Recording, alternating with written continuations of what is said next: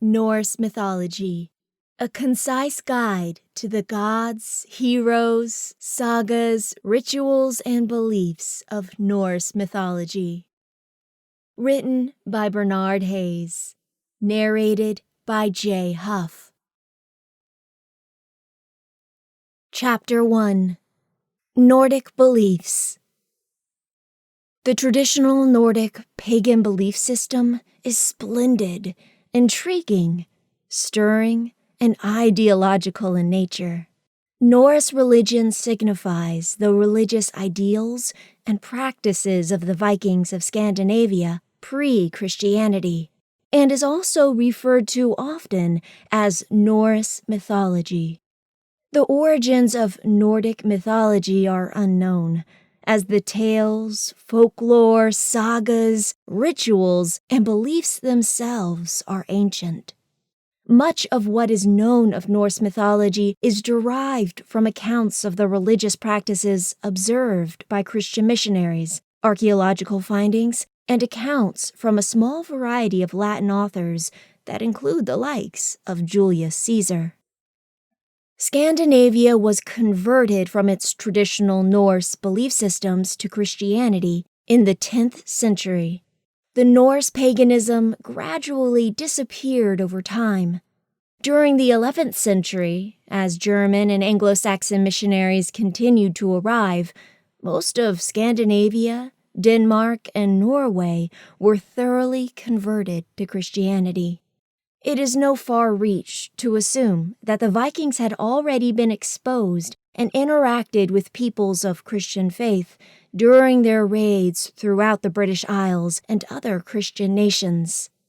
And there is much archaeological evidence that suggests that Nordic pagan devotees and followers of Christianity were intermingled and cohabited for many years. Christian churches and Nordic pagan burial mounds stand together in many regions still.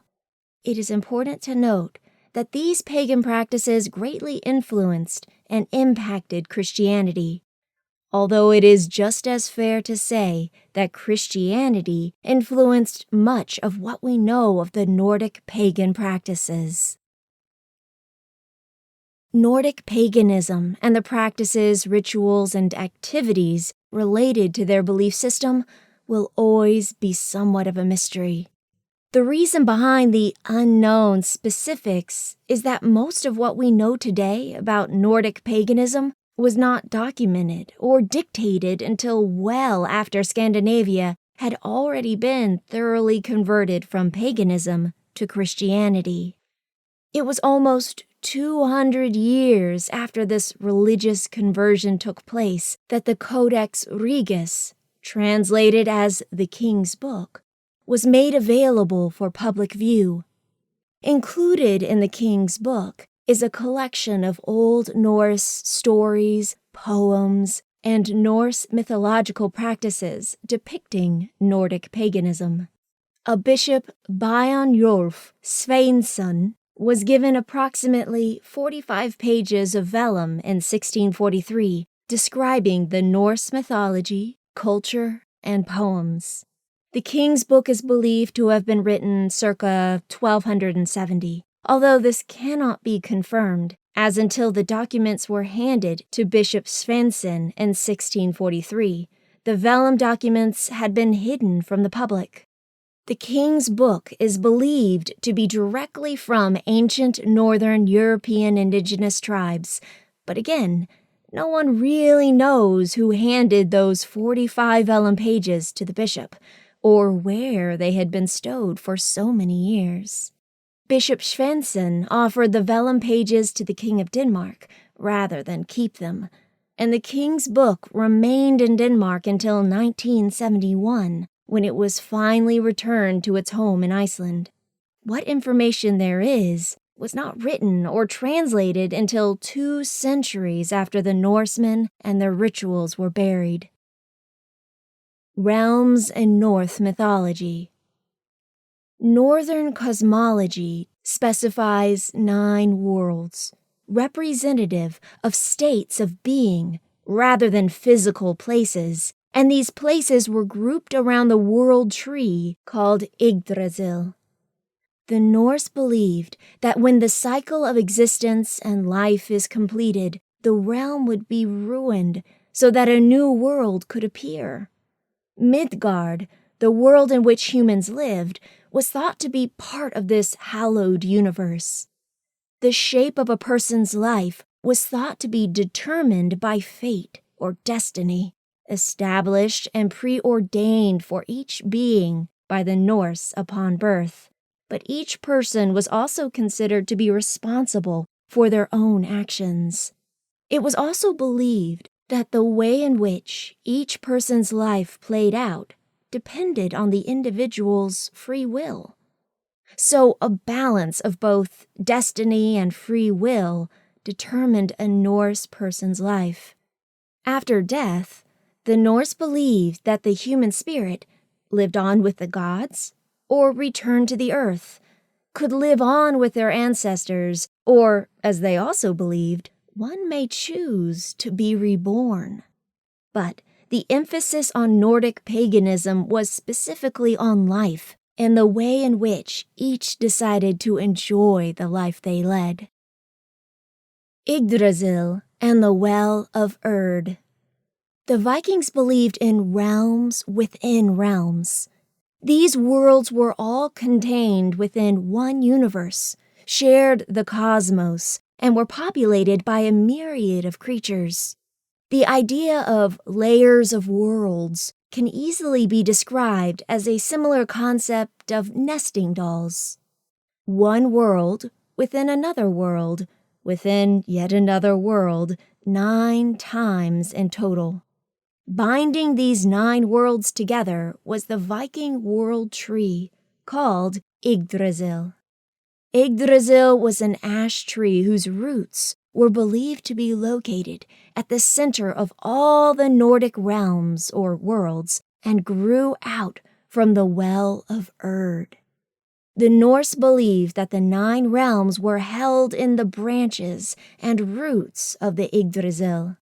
Yggdrasil and the Well of Erd were not seen as a literal tree and wellspring, but believed to dwell within the heart of everyone and everything.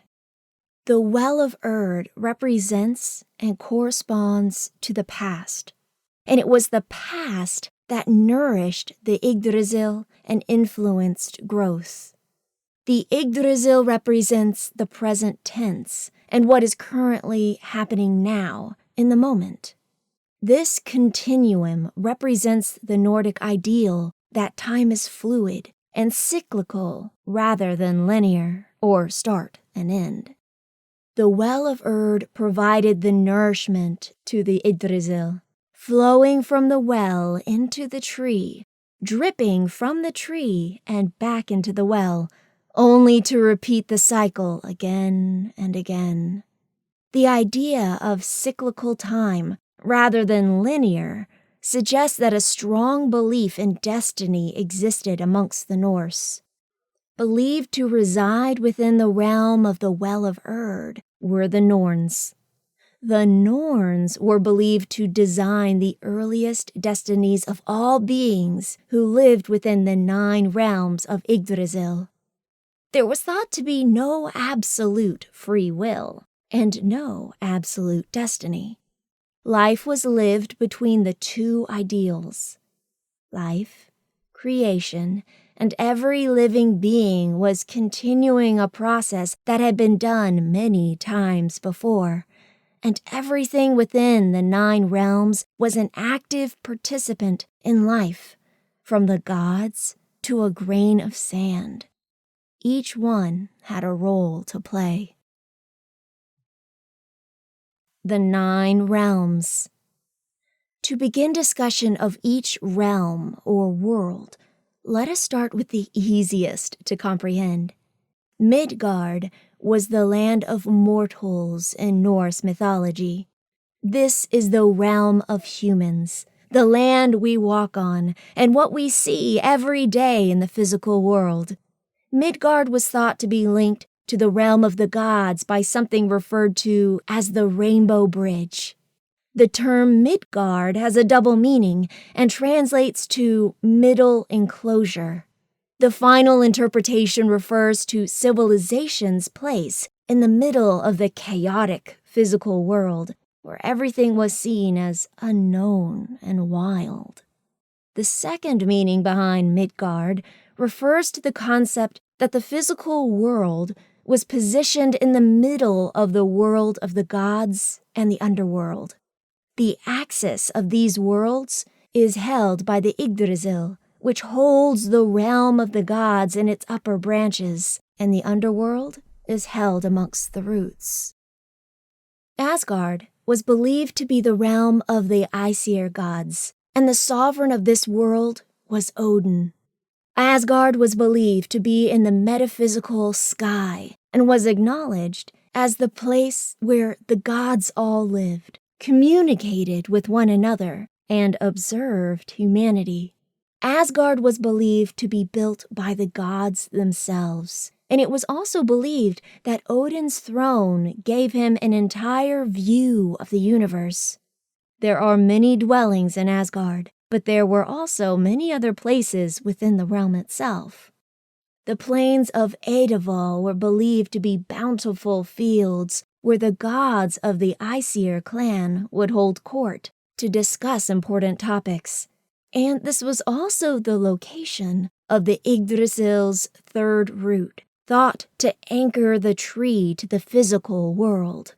Located as well in this divine realm was believed to be the Utopia of Valhalla, a modern Christianity's version of heaven. Niflheim is described by Norse mythology as the realm of mist, and the name Niflheim translates to land of freezing mist.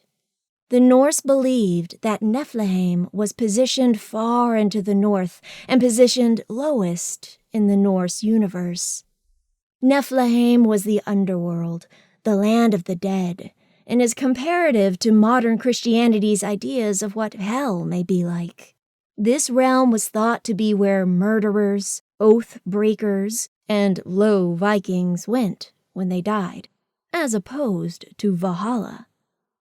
It was thought to be cold, always cloudy, and an unforgivingly harsh world. Vanaheimr was the realm of the Vanir, a group of gods that were associated with fertility, passion, beauty, and love. These gods differed from the Aesir gods, but according to Old Norse mythology, later united with the Aesir gods and became members of the main assemblage. The Vanir gods were also associated with nature, and the father of these gods was called Njord. Jotunheim was the world of the mighty Norse giants, who were often menacing and created havoc for the other gods and deities living in other realms. Giants were also forewarned as creating havoc for humans as well. Giants who dwelled in Jotunheim were forces of nature, and the realm they inhabited is described as grim and bleak, with deep forests that were almost uninhabitable, and mountains with perpetual winter. Alfheim was the world of elves in Norse mythology. They were believed to be two types of elves, and Alfheim was thought to be home to the light elves. This race of elves was described as beautiful, luminous, and were demigod-like creatures. Although it's not necessarily understood or well explained, it is stated in ancient texts that the god Freyr was the lord and ruler over the realm of Alfheim.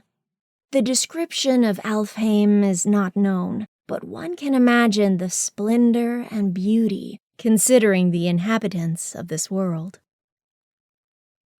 Svartalfheim and Naravalir was believed to be the home of the second type of elves, often referred to as dark elves, and possibly the home of the dwarfs. The two most referenced Viking documents differ as to who lived in this realm, and the two ancient texts refer to this world by two names and describe two races of creatures. Either dark elves or dwarves may have been believed to inhabit this world, although it is just as likely that the references to different names and beings is simply a matter of different interpretation, and only one race was thought to live in this realm in ancient times. It is theorized that the realm of Svartalfheim and Nadavellir was an underground labyrinth, as dwarves were master craftsmen who could create gorgeous halls using precious metals. Muspelheim was the realm of the fire giants and was a world ruled by the giant Suter. Chapter 2: The Gods of Norse Mythology.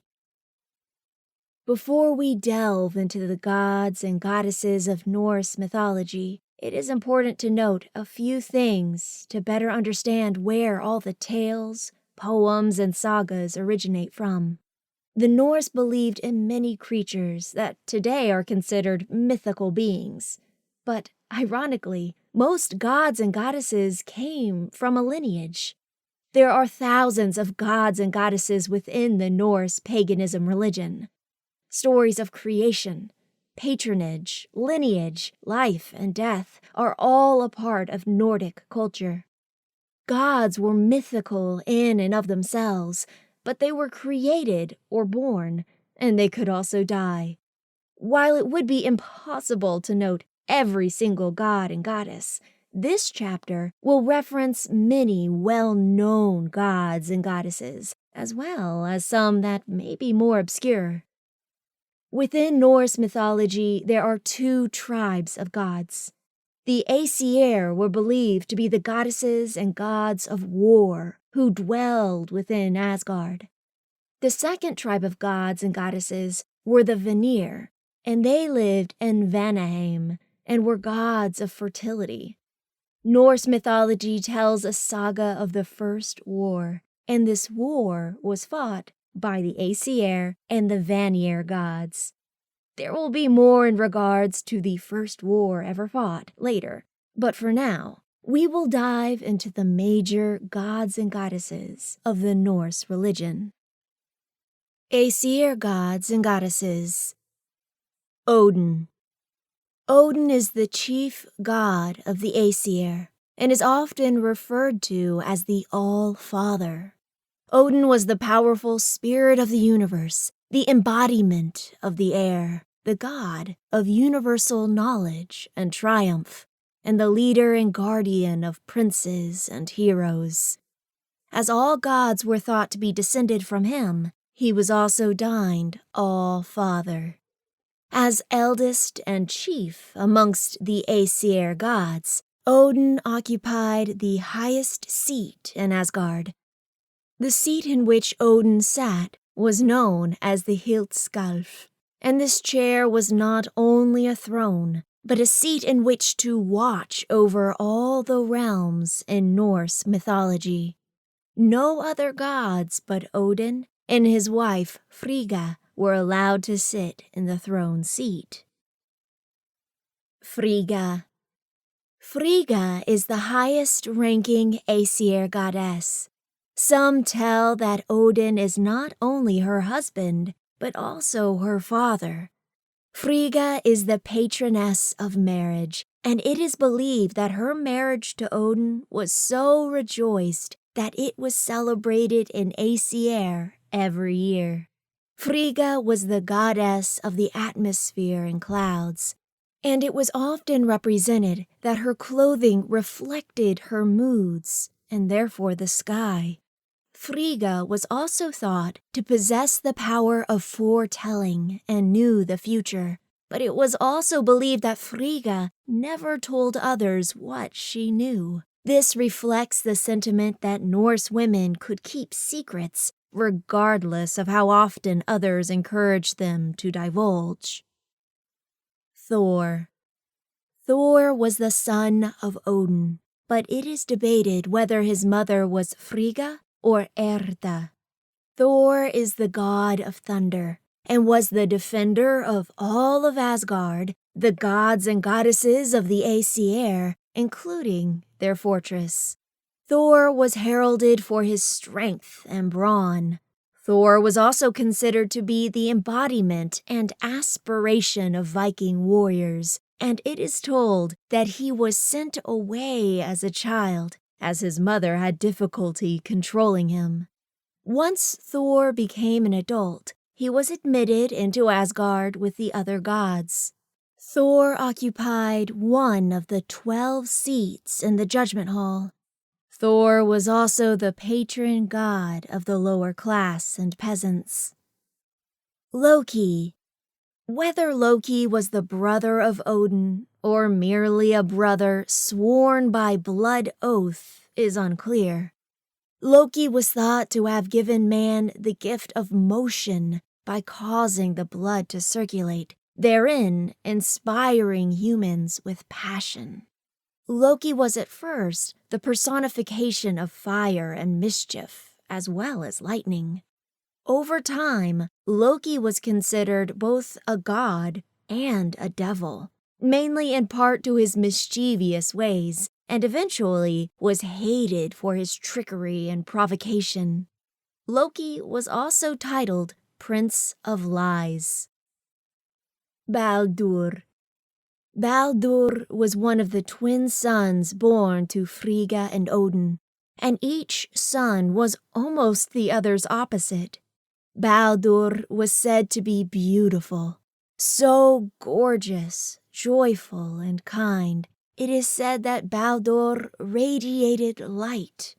Baldur was worshipped as the pure god of innocence and light, and was both beloved and bestowed love upon his worshippers. Hodur, the polar opposite to twin Baldur. Hodur was the embodiment of encroaching powers of darkness. The son of Odin and Frigga, Hodur was in fact the god of darkness, and it was believed that he was aloof and somber and the exact opposite of his brother. Hodur was blind, and many believed this is the representation and symbolism of sin, in that sin is ambiguous. Heimdall. Norse mythology tells that Odin met 9 beautiful giants along a seashore and wed all 9. And these 9 giants combined at the same time and gave birth to a son, Heimdall. The god Heimdall is the vigilant guard of Asgard, and it was said that he could see for hundreds of miles and hear grass as it grows. Tyr. Tyr is the son of Odin and one of the 12 principal gods of Aesir. Tyr is a god of war, but not only war itself. Tyr is also considered the god of courage, honor, and an upholder of law and justice. Tyr is translated from tu, which is where the word Tuesday is derived from in modern English. Bragi. Bragi was the god of poetry, music, song, and elegance. Bragi was revered, and Nordic clans regularly drank to his health during festivities, funerals, and at Yuletide celebrations. Bragi was believed to herald in the dead who dwelt in Valhalla, and welcomed heroes entering its halls with songs. Ve and Vili. Ve and Vili are the brothers to the god Odin. The Icelandic scholar Snorri Sturluson regales the Nordic mythological tale of creation, and according to his works, the 3 brothers all formed the cosmos as the Nordic clans understood them. Per Snorri, Odin, Ve, and Vili were the first Aesir gods to exist, the children of a mother giant called Bestla, and a god known as Bjor. The three brothers killed the giant Ymir. The giant Ymir was believed to be the first creature to come into being. After killing Ymir, Odin, Vili, and Ve shaped the universe from the giant's corpse. Gefjon or Gefjun. While the spelling varies depending upon the reference, this goddess is one and the same. This goddess's name is derived from the verb gefa in the Old Norse tongue and can be translated to mean generous one or giver. The goddess Gefjon was believed to be a maiden in Frigga's celestial palace, and she was responsible for all who died unmarried. Gefjon was thought to be charged with receiving the unwed and seeing to their happiness in the afterlife. Gefjon was the goddess of agriculture, abundance, success, and fertility. Sol and Mani. Sol and Mani are depicted as brother and sister, and are understood in Norse mythology as being offspring of a giant when the universe was created. Sol is the female, and is the goddess that controls the sun, while her brother Mani is the god of the moon.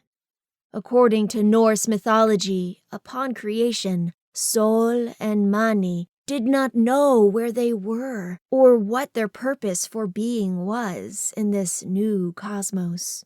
So the gods met and created night and day, giving both siblings their duties. The Norse believed that Sol and Mani rode swiftly across the sky in horse-drawn chariots, all the while being pursued by wolves named Hati and Skoll. In the tale of Ragnarok, Hati and Skoll eventually overtake Sol and Mani, which throws the universe into chaos. The idea of the moon and sun riding across the sky in chariots is well documented in Norse culture and is carved on many artifacts. Vanir gods and goddesses. Freyja. Freyja is one of the most distinguished goddesses in Norse mythology. Some locales associate Freyja and Frigga as being one in the same, as both goddesses share some descriptive traits, although other regions worshipped the two goddesses as separate deities. Freyja was the goddess of love in Nordic tradition, but she was also believed to have military tendencies as well. In Norse mythology, Freyja was said to have led Valkyrs to the battlefield, and that she claimed half of the heroes slain, and transported those she chose to Folkvang, where they were welcomed and entertained.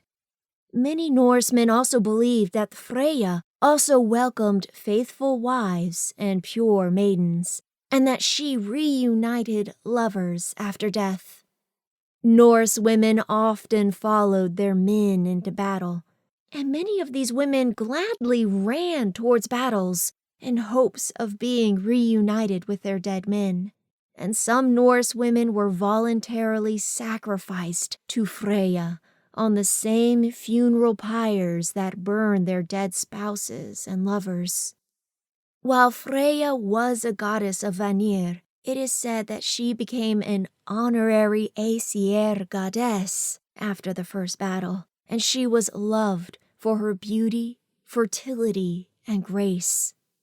Norse folk often use the name Freyja as another word for woo, as in to woo a lover. Freyr. Freyr, sometimes also known as Frey, was the brother of Freyja and a god of the Vanir tribe. Freyr was the god of sunshine and summer rains, and the Norse believed their own well-being and success depended on the benevolence of this god.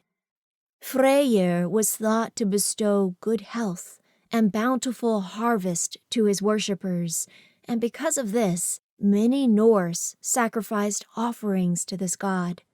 Freyr was also thought to be associated with both reproductive and ecological fertility, and was often depicted with an erect phallus. Freyr was a prominent god in Norse mythology, to say the least. Njord. Njord was the father of Freya and Freyr, and this Vanir god was representation of sea, air, wealth, and fertility. Njord was associated by many Norse men as being the god of the coastline and the embodiment of the summer season. Because of this relation to summertime, Njord was often pled to calm storms along the coast and prayed to for hopes of bringing warmth to the land sooner rather than later. Since planting and cultivation was only possible during the summer, Njord was also implored for favorable harvest along coastal clans. A common adage amongst Norse folk referred to wealthy people being as rich as Njord. Njethras. There is some disagreement as to whether the goddess Njethras and Frigga were not the same deity, but again, ancient differentiating texts depend largely on the region of origin and the age in which the text was written. Njethras was the first wife of Njord, and some thought she was also his sister. There was a well-documented practice in ancient Norse tradition to pay homage to Njethras. The ritual included this symbolic goddess being driven through villages and clans on a cart, and the Norse would ceremoniously lay down their weapons and peace was decreed. During this time of reverence to the goddess Njethras, no wars or battles would be fought, and days of celebration ensued. Odor. Odor, sometimes also known as Odur, was a god that was also symbolic of and considered the embodiment of the sun. Odor was the god of passion and the pleasures of love. Odor was the husband of the goddess Freya, and it was often said that when Odor roamed away from Freya, as he was oft to do, she became more and more unhappy until he returned to her, at which time she was once again her usual radiant, exuberant self. The Norse believed that Odor and Freya had two daughters named Gersimi and Hinnus. The two daughters were thought to be so gorgeous that all things precious and pretty were often called by their names. Chapter 3. Sagas of the Norse. Sagas are folk tales and stories told by the Nordic Vikings in ancient history. The earliest sagas were written in Old Norse tongue and mainly originated in Iceland and Scandinavia. Sagas were narrative tales in poem form, as again it is noted that much of what we know of these ancient people was told generationally, as the Norse were oral historians. The sagas themselves can be divided into three categories: family sagas, which were epic tales of clan or family feuds; heroic sagas, that often included the gods; and sagas of the kings. There are many sagas in Norse mythology, but quite a few are well known even in modern times. This bodes to the staying power of oral history, and that even though the stories and sagas themselves may alter a bit through the ages, no one can dispute the effectiveness that folklore leaves on the psyche, even through centuries of time. In this chapter, we will explore some of the sagas within Norse mythology, and with these tales, perhaps, we can decipher more about the mindset and values of these ancient people. The War Gods. The First War. According to Norse mythology, the first war to ever take place in all the cosmos was between the two tribes of gods, the Aesir and the Vanir. Freyja was a Vanir goddess, and she was the leading practitioner of the magic art of Seithra. Seithra was the magical practice and ability of knowing the future and being able to alter the course of fate. Freyja wandered from village to village, plying her trade for hire. Freyja eventually made her way to Asgard, which was the home of the Aesir gods. The Aesir tribe was so taken by Freyja's beauty, power, and magic that the gods and goddesses fervently sought out Freyja for her Seithra practices. Over time, the Aesir gods realized that they were casting away their normal values of kinship and loyalty to one another by their own desires and selfish aspirations. Rather than blame themselves for their shortfallings, they blamed Freyja and her powerful Seithra and sought to kill her. 3 separate times they tried to murder the Vanir goddess by setting her on fire. Each time they attempted to burn Freyja, she arose, reborn from the ashes. The attempted murder of Freyja infuriated the Vanir gods and goddesses, and both god and kin came to fear, loathe, and despise one another. So the Aesir gods and the Vanir went to war with one another, the Aesir waging battle with combat and weapons, and the Vanir with their powers of magic. The war waged on for many ages, neither side winning or losing, and eventually the Aesir and the Vanir grew weary of war. Some Norse recollections state that the Aesir gods eventually won the long and hard-fought battle, but this recount differs. Eventually, the Aesir and the Vanir swore an oath of peace, and to pay honor to one another, each tribe sent hostages to live among the warring sides. Freyja and her father Njord were among the Vanir who went to live among the Aesir, and the Aesir sent 2 gods to live among the Vanir in their home, called Vanaheim in turn. Honir, Odin's brother, and Mimir were the Aesir gods to enter this enemy territory, and for a while all was well. Njord and his children found their place in Asgard, and per the saga, these Vanir gods and goddesses lived relatively well and at peace in their new home. The same cannot be said for Honir and Mimir and their stay in Vanaheim. Honir was very wise, and advice that he gave on any number of issues was incomparable to the wisdom of any other. The problematic aspect of Honir and his advice came when Mimir was not at his side. Honir was, in truth, not that intelligent, and only when Mimir was near him was he able to dispense his knowledge to others. Over time, the Vanir gods and goddesses realized that without Mimir, Honir was incapable of making sound judgments, and often told the others to let others decide. Well, you can see why the Vanir felt cheated by the Aesir, as they sent gods and goddesses from Vanaheim that were revered. Angry, the Vanir beheaded Mimir and sent his decapitated head to the gods of the Asgard to let them know just how displeased with the hostage exchange they were. Odin, upon seeing the head of Mimir, embalmed the head with herbs to preserve it, and began about the task of chanting magical prose and poems over the head of Mimir. Saved from death, the reanimated head of Mimir was once again able to counsel and advise Odin. Despite the further feuds and battles, both the Aesir and Vanir were tired of war.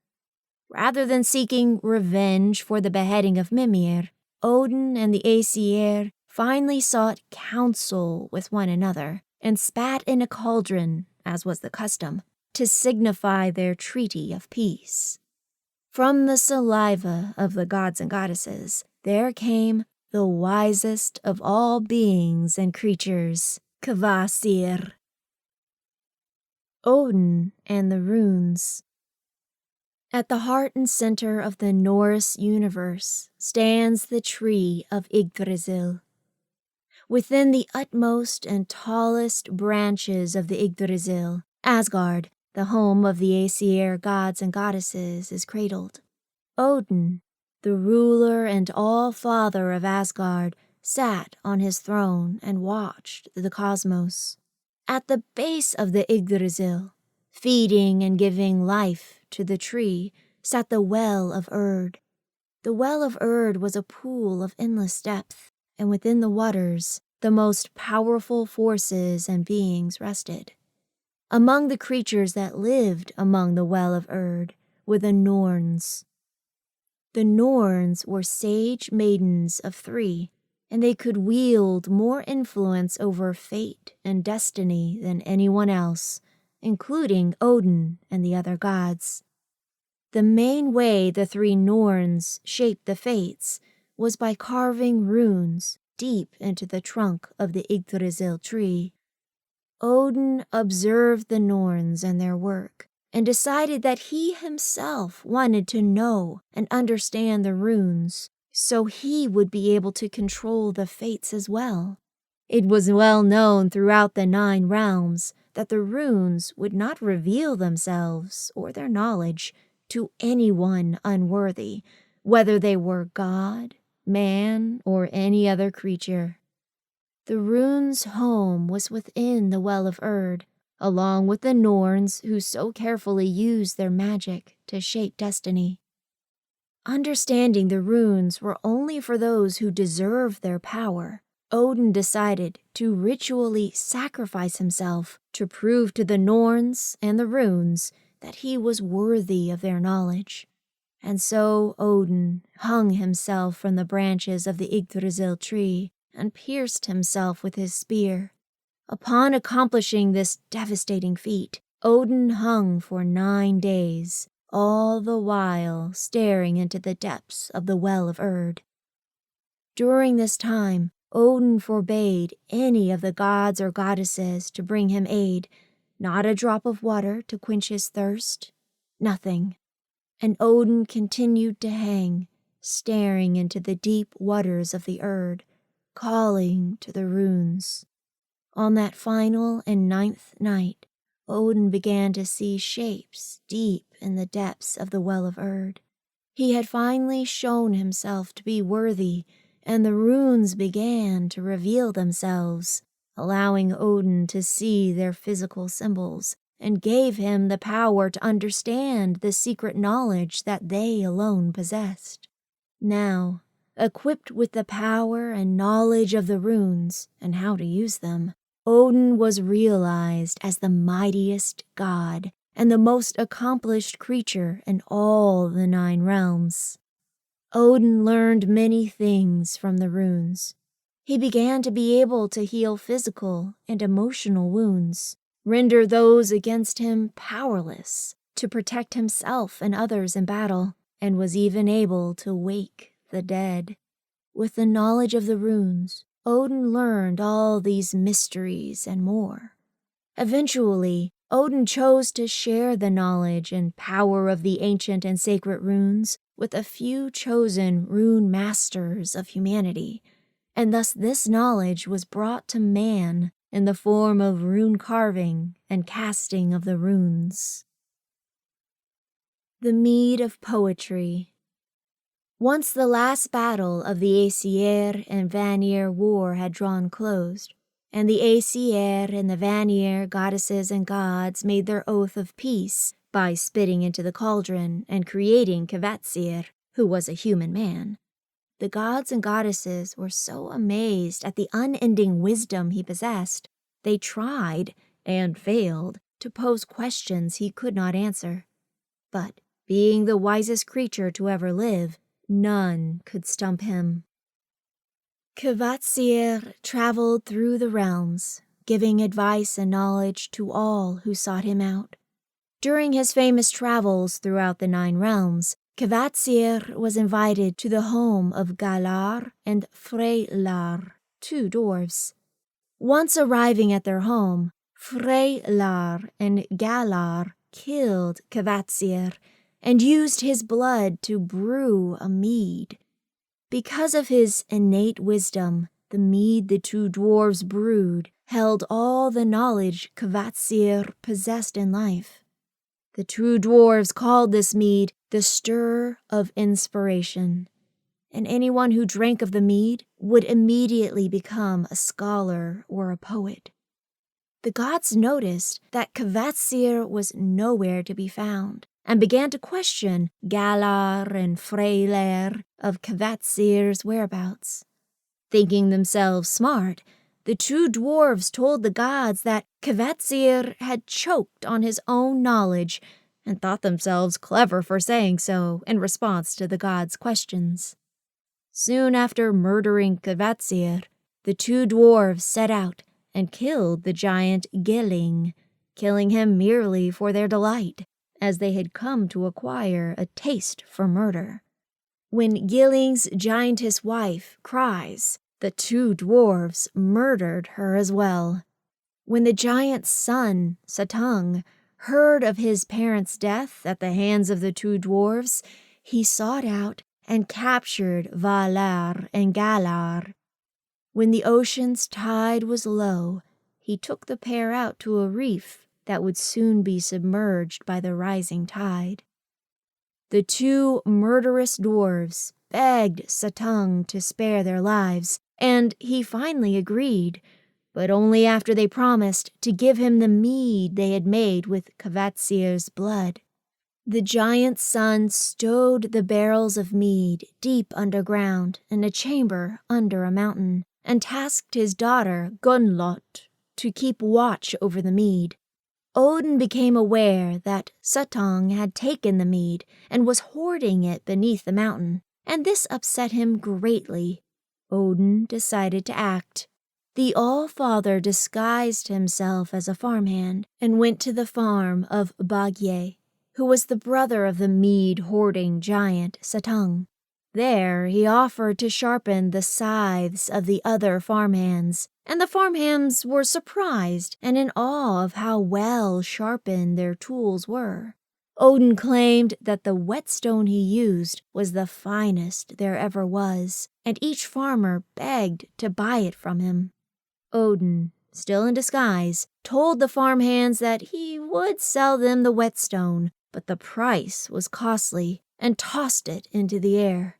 As the farmhands rushed to try and catch the best whetstone that ever was, they ended up killing one another over it. Odin then knocked on Baggi's door and offered to do the work the now dead farmhands would have been tasked to do. As Odin implored Baggi, he told him that the other farmhands had killed each other during an argument. As a reward for his work, Odin asked for a drink of Suttung's mead as payment.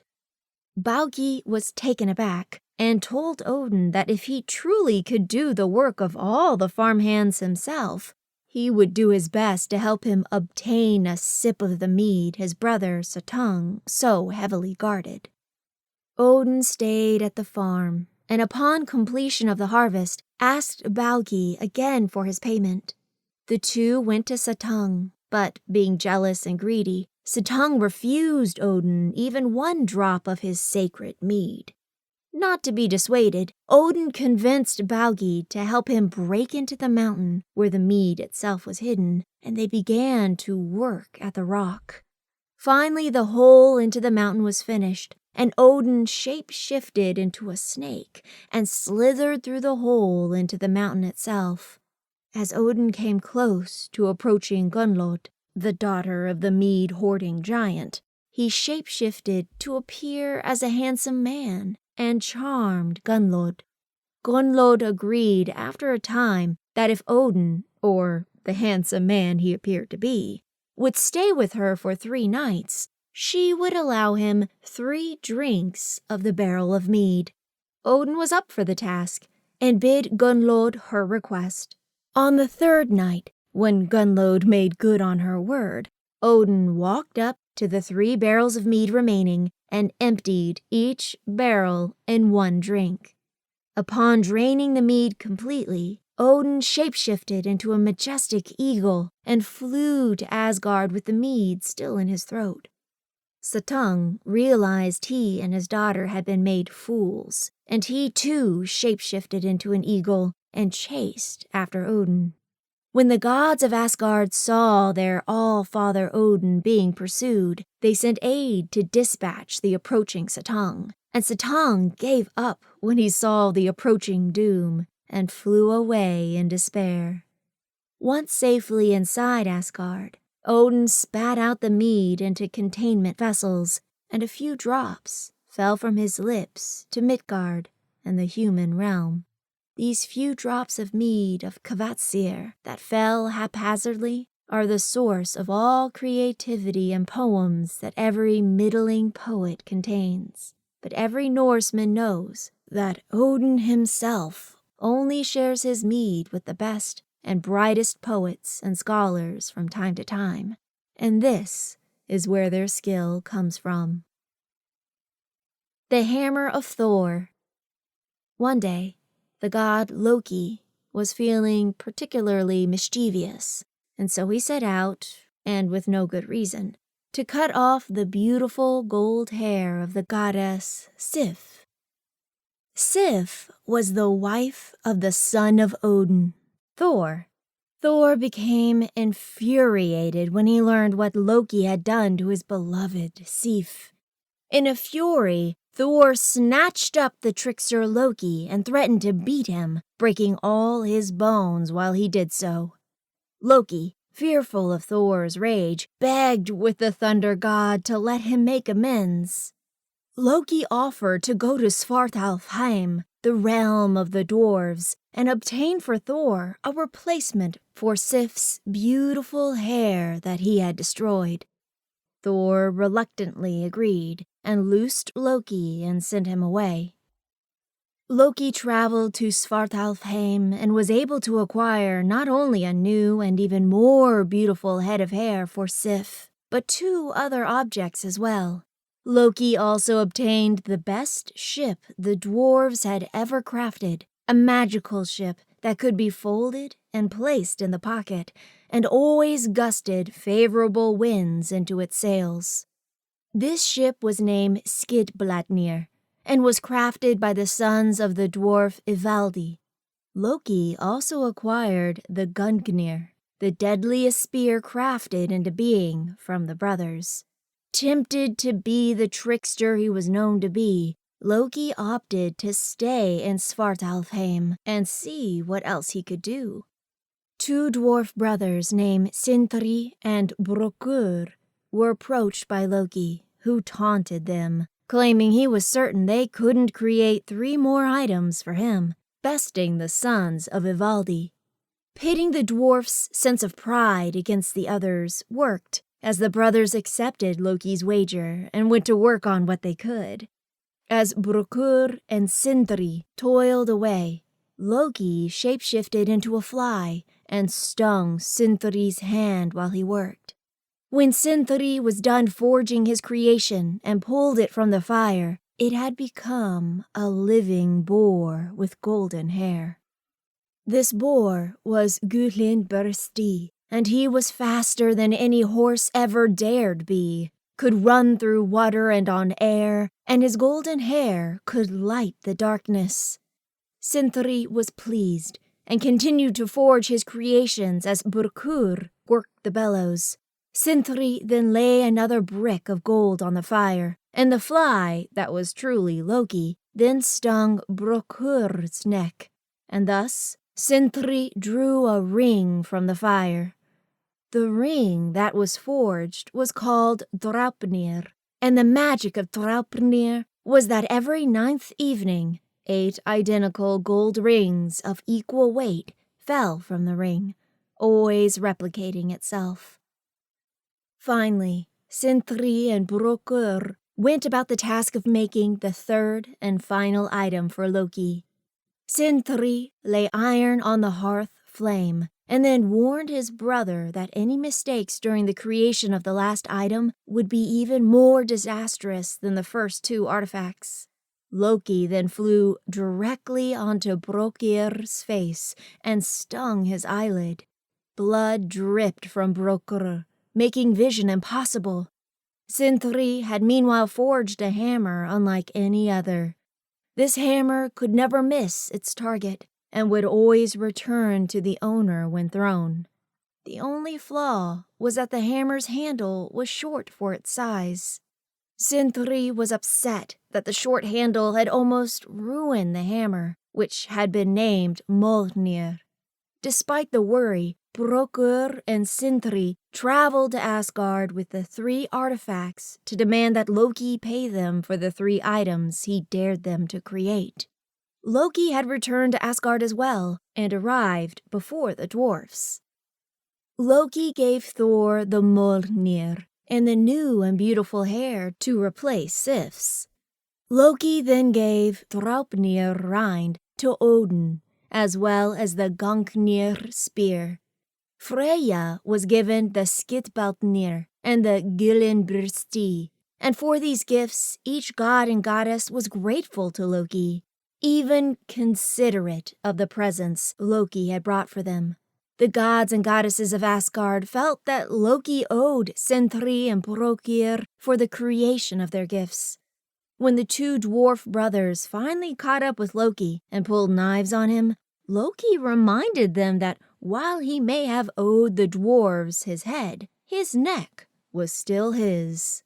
The brothers Sindri and Brokir sewed Loki's lips shut and returned to their home in Svartalfheim.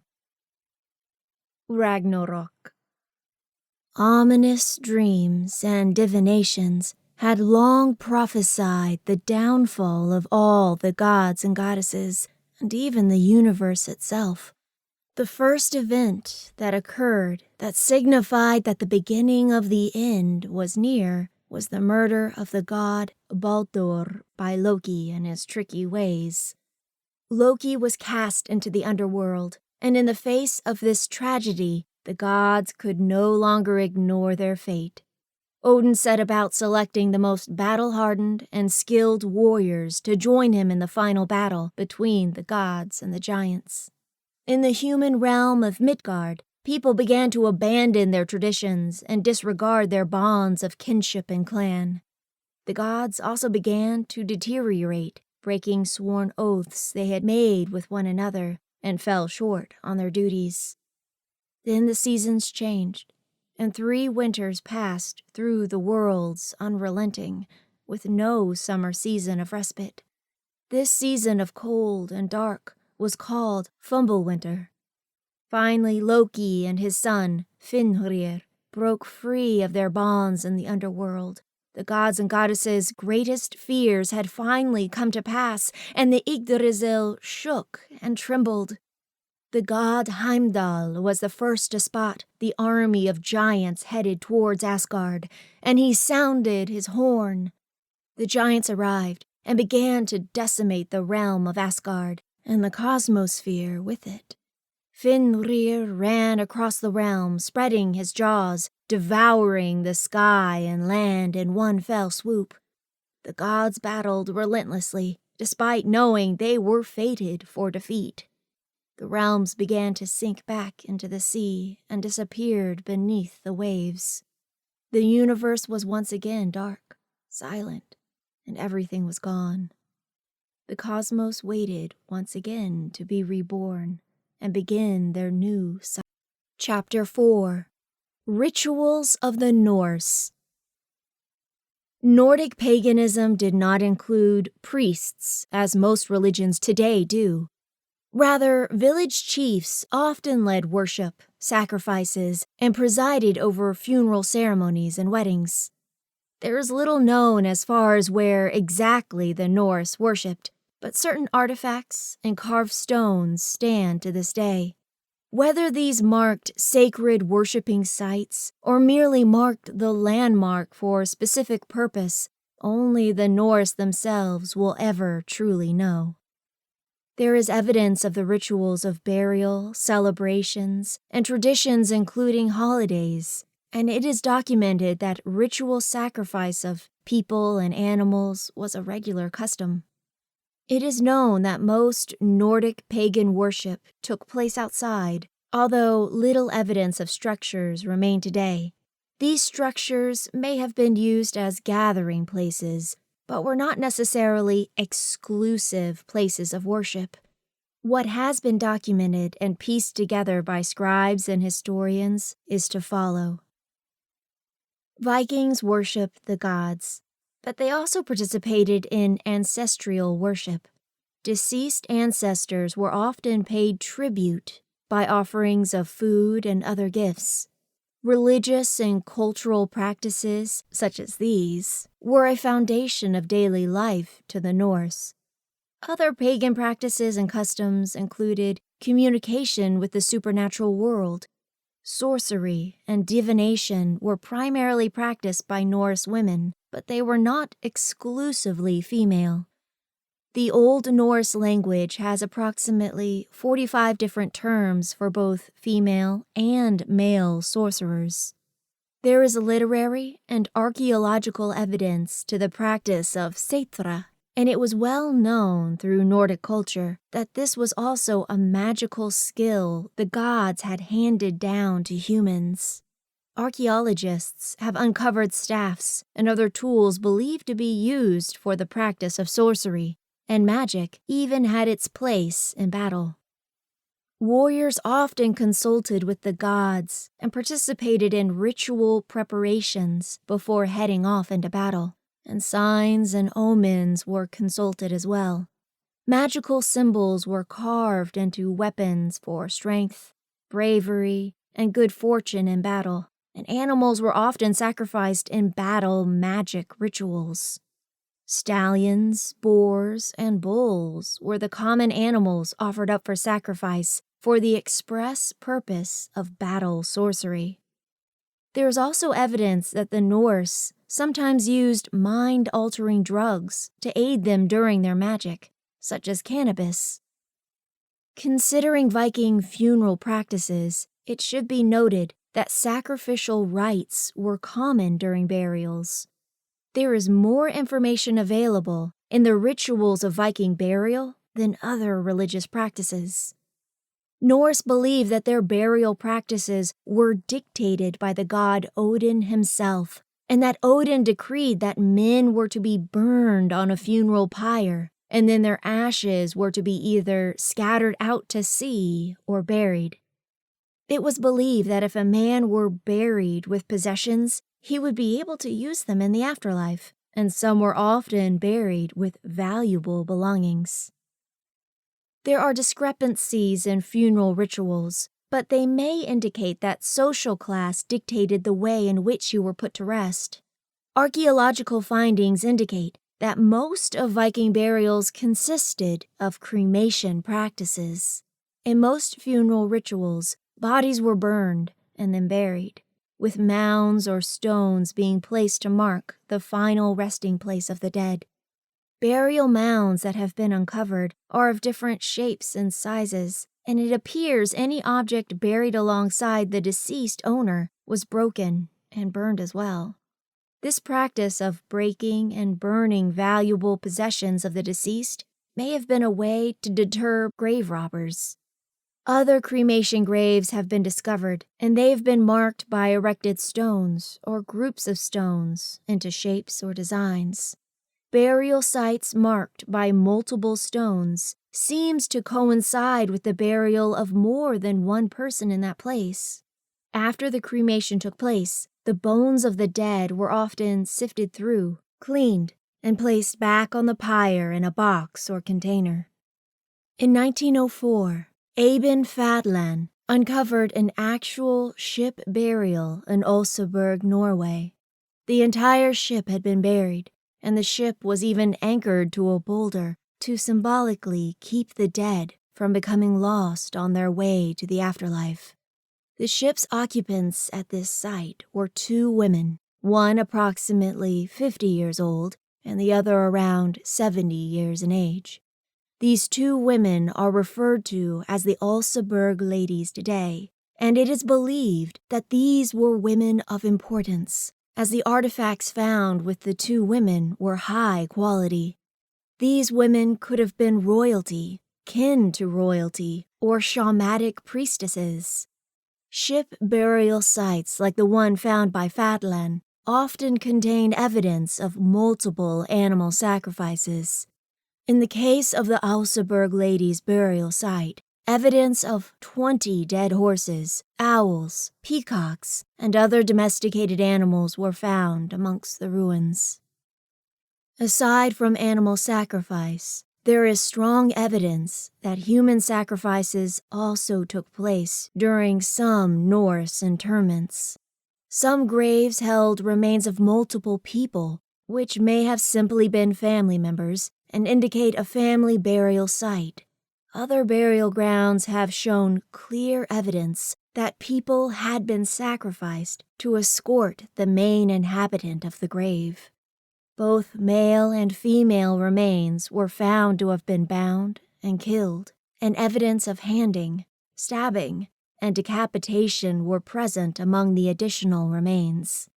One can only wonder if these additional Norse were sacrificed willingly, or if they were slaves. Funerary theater would sometimes continue even after the remains of certain Norse people had been interred, and this would indicate that there was ritual pageantry when some people died. Funeral dramas and the evidence that they were common within the Norse culture was uncovered in what is best described as a Viking burial chamber. The burial chambers were complex by design, and again would dictate that whomever was buried there was of some importance during their life. The chamber was reinforced with wood walls and rafters, and was positioned beneath a burial mound.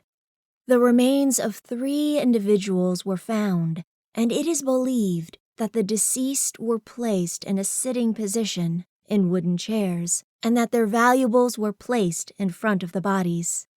Weapons were also placed across the bodies, and some other burial chambers have been found where weapons such as spears were thrust into the chamber walls.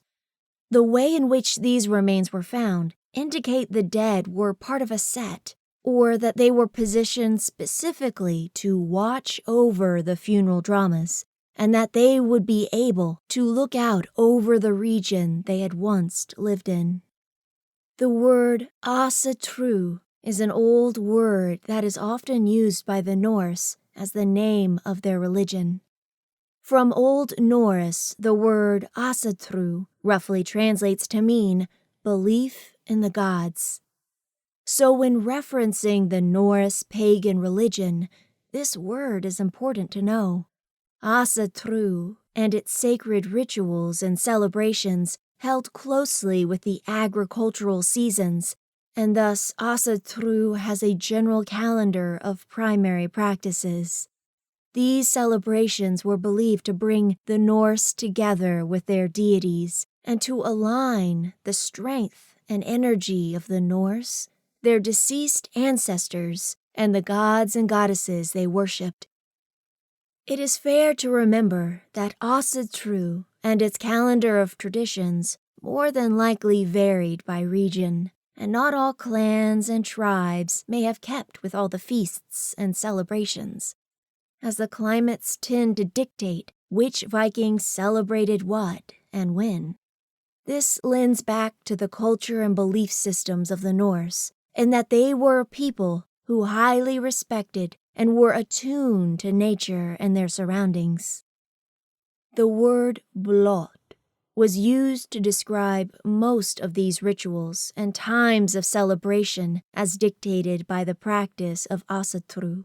The word blot from Old Norse translates to mean blessing, and in ancient Germanic, the word for blessing meant to besprinkle with blood, as one may expect a sacrifice to mean. The meaning of the word blood in Old Norse also meant strengthen, and it is easy to deduce that performing and engaging in a blot meant that not only would there be blessings, but that those blessings would be found in blood, and that the practice of sacrifice was intended to strengthen the bonds and powers of the gods and goddesses.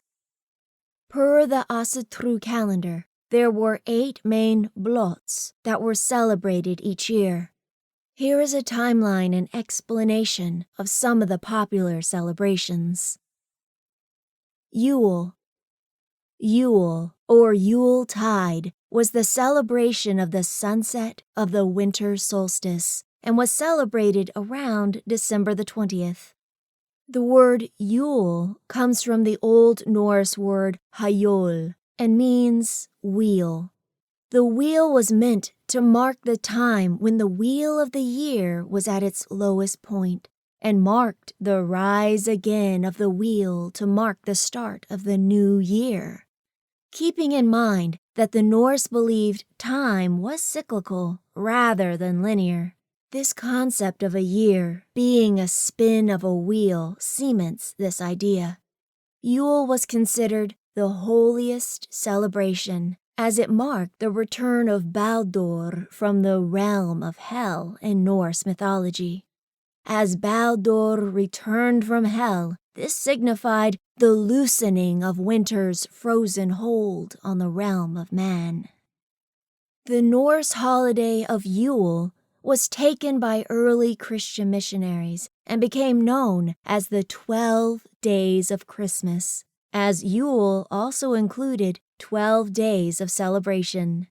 This thievery of religious celebration was in part to try to convert pagans to Christianity. Again, in the Northern Hemisphere, Yule fell around December 20th, but had no specific date. The first evening of Yule was known as the Mother Night, and the goddess Deser and Frigga were usually honored specifically. Mother Night represented the rebirth of the world from the winter and dark, and was the shortest day and longest night of the year. From dusk to dawn, a vigil was held to ensure that the sun would rise again. Yule was believed to be the season when the gods and goddesses were closest to the realm of humanity, and this was also thought to be the season when the dead came back to earth to take part in the festivities and feasts that the living were celebrating. The Norse believed that all other manner of magical being roamed Midgard freely during Yule, and that they should be either welcomed to the celebrations to signify peace or warded off. Yule is also the season when the wild hunt takes place, and it was believed that food and drink must be left out to appease the restless dead as they rode by, to protect themselves from meeting them. During Yule, feasts and gathering of kin were common. Many would burn wooden sun wheels to signify the coming warmth. Swearing of oaths on a cake or loaf of bread, fashioned as a boar, was also done. And this practice is where the modern concept of the New Year's resolution comes from. Pine or fir trees were decorated during the celebrations, and this is where the Christmas tree derives from as well. During the ancient Norsemen's age, the tree was significant of the Yggdrasil. Yule logs were also a tradition of the Norse, and once the log was burned, its ashes were used as protection during the following year, usually placed in amulets and pouches. The 12 days of Yule were largely a time for gathering, drinking and feasts, and baking of cakes and treats. Paper cutouts were made and placed on walls. Wooden toys and other decorations were hung on the Yule tree. Sacred animal depictions associated with specific gods adorned the Norse's dwellings at this time. Wreaths, Christmas trees, Yule logs, and the concepts of Santa Claus and his elves all derive from Nordic paganism. Ostera. Ostera was celebrated around March 21st and coincided with the spring equinox. This celebration marked the beginning of the summer season of the year. Ostera was named after the goddess Ostera, and she was the embodiment of renewed life and the season of spring. Ostera coincides with the Christian holiday of Easter, and it is no surprise that the name Ostera is associated with the words glory and east in Old Norse. During the spring equinox, the sun rises in the east and sets in the west. The sun tends to rise more towards the south in the northern hemisphere, but after this equinox, the sun begins to rise and set more to the north. Ostera is a time of fertility, growth, and the reawakening of the earth. Flowers, rabbits, and the hunting of eggs all originate from Norse tradition. The hare was the representative holy animal associated with Ostera. Midsummer. Midsummer is the feast that falls around June 20th and was sacred only second to Yule in terms of importance of celebration. Midsummer marked the summer solstice, which marks the position of the sun with the equator. This astronomical event marks the shortest night and the longest day of the year. Traditional celebrations that took place on the night of midsummer were gatherings of tribes and kin clans where raging bonfires were lit. Dancing and revelry commenced, and songs, poems, speeches, and sagas were all a part of the celebration. Fields, barns, and homes were decorated with greenery. During midsummer, blessings and offerings were given to Baldur. With the fields planted, this was often the time that the Viking warriors would set sail to other lands to battle and explore. The maypole was raised and adorned with flowers and plant life, and it was custom to dance around the maypole to promote fertility. This holiday was perceived by the Norse to be the time of death for the god of sunshine, Baldur, and the point when summer reaches its height and begins to descend towards winter. Fall Fest. Fall Fest falls during the autumn equinox and occurs around sometime between September 22nd through the 24th. During this festive celebration, the Norse made bonfires, held large feasts, and dancing played a large role in this religious tradition. Fall Fest represented the second harvest of the cultivation season, and it also marked the start of gathering food for the winter ahead. A common tradition was to put out all fires during this festival and light a tribal bonfire. Then, each family would take flame from the bonfire to light their individual hearths. Chapter 5. Heroes of the North. There are many heroes of myth in Norse mythology, but there are also true heroes that lived in the ancient era. In this chapter, we will go over a few heroes that truly lived in the ancient era and won the title as Heroes of the North. Rollo. Rollo was a Viking visionary and pioneer, descended from either Norwegian or Danish people, and was a true, living, breathing Norse hero. Rollo began leading raids on France in the 9th century, and in 911 he was given Normandy because of his efforts. Charles the Simple was king of the West Franks at the time, and he gave Rollo this land under the Treaty of St. Clair sur Ypres. King Charles gave Rollo this land in hopes that it would shield his lands from other Viking warriors and raids. Rollo expanded his territory over time, and upon his death in 928, his son, William Longsword, took control of his father's region. Rollo's descendant, William, the Duke of Normandy, led a successful invasion on England in 1066 and became the King of England as a result of his efforts. This heir became known as William the Conqueror and reigned until 1087. Eric the Red. Eric Thorvaldsson was born in Norway and became known as Eric the Red. Whether Eric earned his moniker because of his temper or his hair color remains to be determined.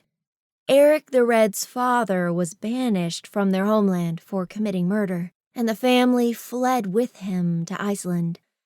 Ironically, Eric the Red was also accused of murder, and in turn was banished from Iceland in 982. After leaving his family and former homeland, Eric sailed west and eventually landed on an island he named Greenland. Upon settling Greenland, Eric the Red returned to Iceland and gathered others to settle the island with him. Out of the 25 ships he chartered to this new land, only 14 successfully completed the journey. Nevertheless, those that made the journey across the waters founded 2 settlements once arrived.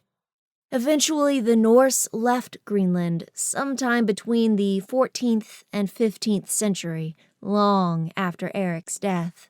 Although exactly why they left this new colonized land was never established, but many have speculated the cold climate and a lack of trade as possible factors. Leif Erikson. Leif Erikson was the son of Eric the Red, and he was a Norse hero in his own right. Leif is widely considered the first person to discover North America by modern civilizations of the age, beating Christopher Columbus by almost 500 years.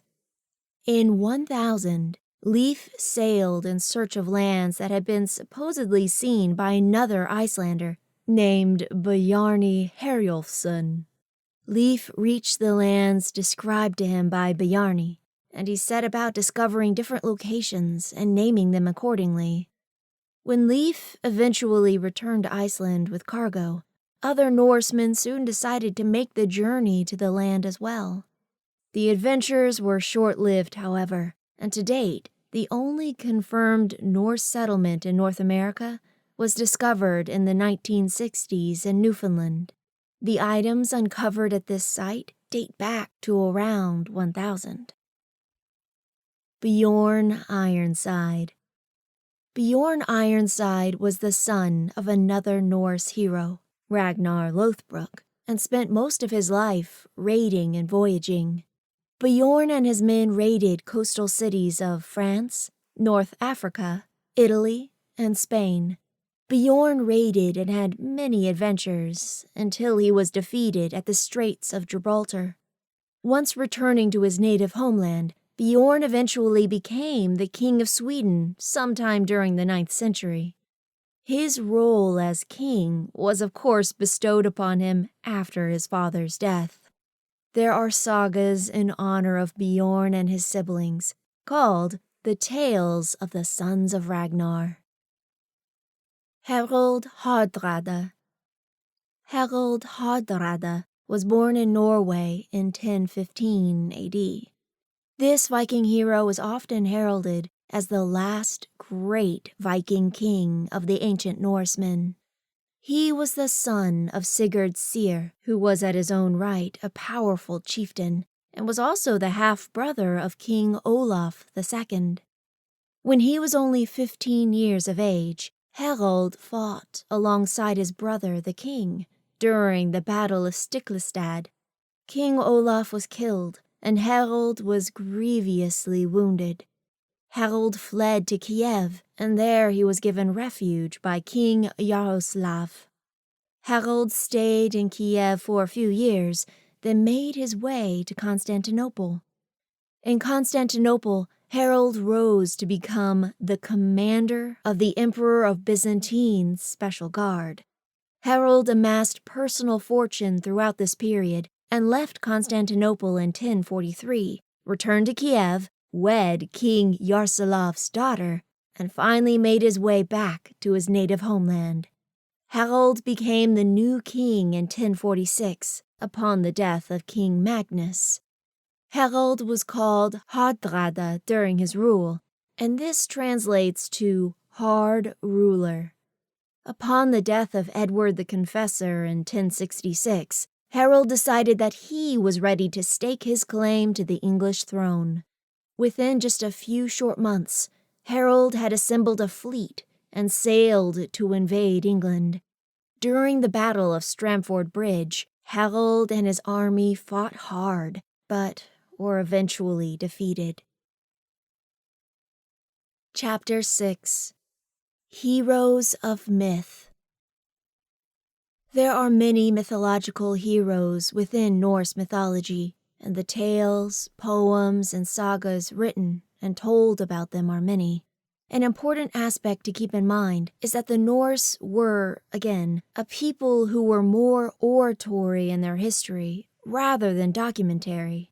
Many sagas, stories, poems, and songs may vary as they were handed down through the ages, but for the most part, the basics of the stories and tales remain the same. In this chapter, you will be introduced to a few stories of these heroes of legends. Valand. According to Norse legend, there was once 3 brothers whose father was the king of the Finns. Egil, Slagfinn, and Valand were the names of these brothers. And one day they put on their skis and went out to hunt. During their hunt, the 3 brothers came to a place known as Wolf Dales, and along the lake, called Wolf Lake, they decided to build themselves a home. One morning, they saw 3 women, all gorgeous, weaving linen on the shore. Beside the 3 women lay their cloaks made of swan, and the 3 brothers realized that these 3 lovely women were Valkyries. The brothers fell in love and carried the pretty Valkyries to their home and married them. Slagfinn wed Ladgun Swanwhite.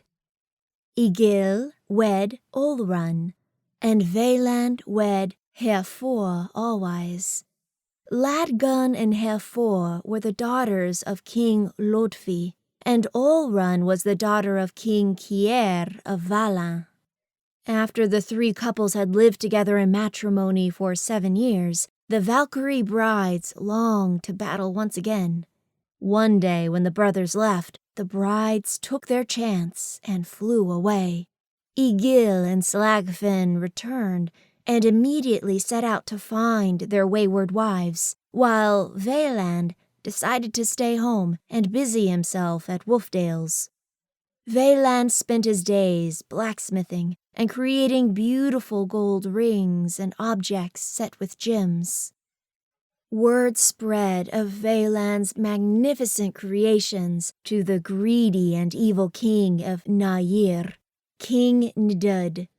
One night as the moon waned, King Ndud went to the house of the 3 brothers in Wolfdales when Valand was hunting, and stole one of the 700 rings Valand had finished, all hanging from a rope. King Ndud then waited for Valand to return from his hunt. When Valand returned home, he sat in front of his hearth to roast the boar meat he had successfully hunted, and noticed that one of the rings was missing from the rope. Valand eventually fell asleep, full and warm, wondering whether his wife had been home and retrieved the ring. Valand awoke with a start some time later to find that he had been shackled at his wrists and ankles and called out, demanding his imprisoner identify themselves. King Ndud replied, claiming that Valand had dared to seize valuables that belonged to him, the king. Valand replied to King Ndud, resolutely stating that whatever possessions resided in Wolfdale were his by right. This made King Ndud angry, and so he took Valand with him and returned to his court in Nayar. Once they arrived at his court, King Nadud gave the ring he stole from Valand to his daughter, Boltvild, and confiscated Valand's magnificent sword from him as well. Nadud's queen was wary of these actions and tried to warn her husband of Valand's feelings of revenge, and advised him to sever Valand's sinews at his knees and send him to the island of Savirstead. Once arriving on the island, Valand was tested with forging King Nadid all sorts of beautiful and valuable items, and only King Nadud could visit or see Valand. Valand worried and slept little, conspiring on how to seek his revenge for what the king had done to him. Finally, the day came when Valand had his chance. The king's 2 sons visited the island on that day and demanded that Valand show them the treasures he had been forging. Valand opened a chest and showed the sons all he had been making. Valand promised that if the brothers would come back secretly the next day, he would give them all he had made. The very next day, the king's 2 sons came back to the island and swore to Valand that no one knew their whereabouts. Valand once more opened the chest of treasures, and as the brothers were standing in awe, Valand slammed the chest lid down and decapitated the sons. Valand hid the king's sons' bodies under the floorboards, but used their eyes as ornaments for the queen, pieces of their skulls for cups, and their teeth were attached as brooches for the princess.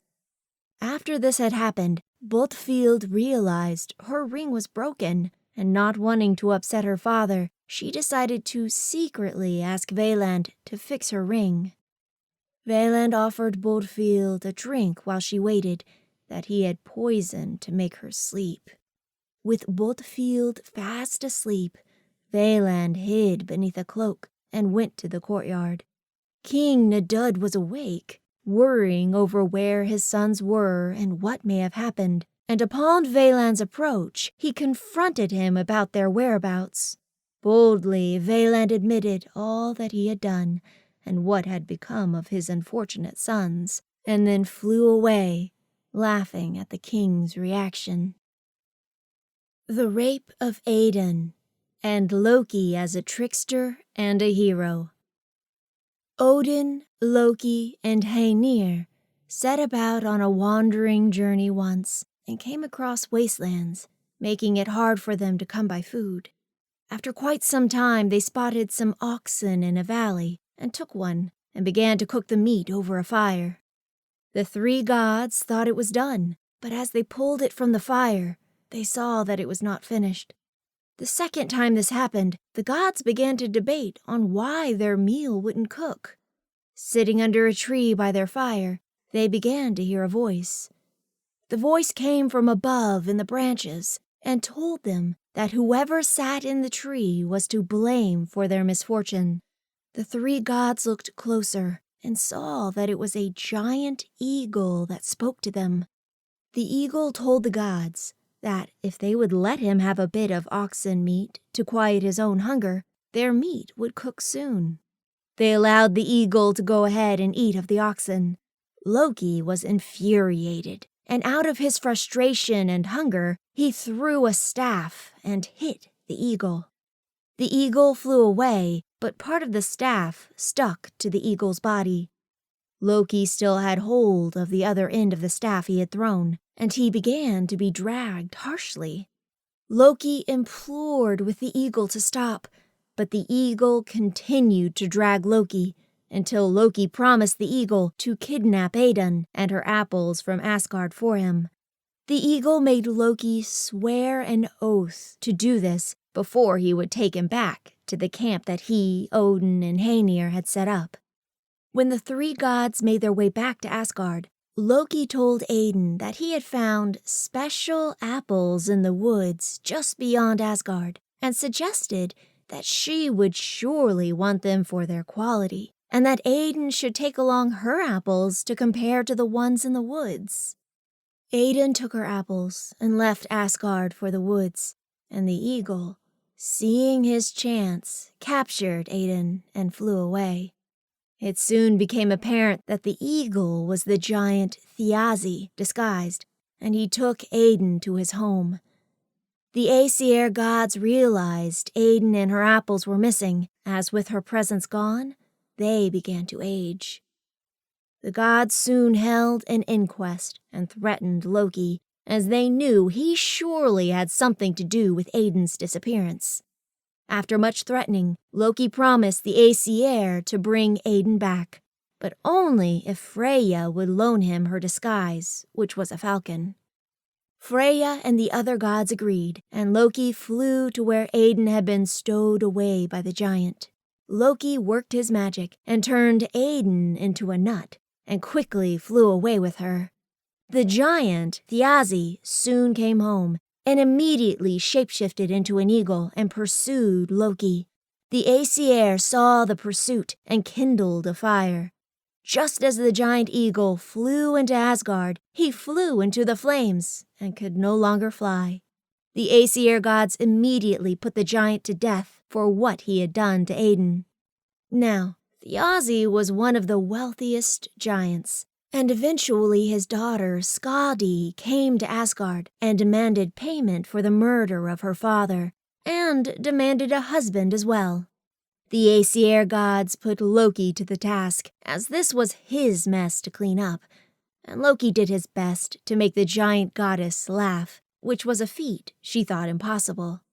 Loki eventually succeeded in making Skadi laugh, and Odin tossed the rapist giant Thiazi's eyes into the sky, where they still sit, 2 stars to this day. Conclusion. As you can see, the Norse were not simply dim-witted warriors that plundered and battled, but a very observant and complex clan of peoples whose entire lives were steeped in tradition and honor. This intricate way of life made the Norse not only a deep and emotional people, but a people that should be revered and further examined. How many other ancient peoples exhibited such a diverse view on every object in the world, and such a view of importance on every word they spoke, and every action and experience that they encountered in their lives? The concept of cyclical time alone proves that while the people of the North may have been an ancient people, their ideas and beliefs were anything but rudimentary or simple. Thank you for listening to this book and opening your mind to the complex culture that was the Nordic mythological region. I do hope it was informative and was able to provide you with all the information you need to begin to understand Norse mythology and the intricacies the paganism entails. Finally, if you found this book useful in any way, a review is always welcomed and appreciated.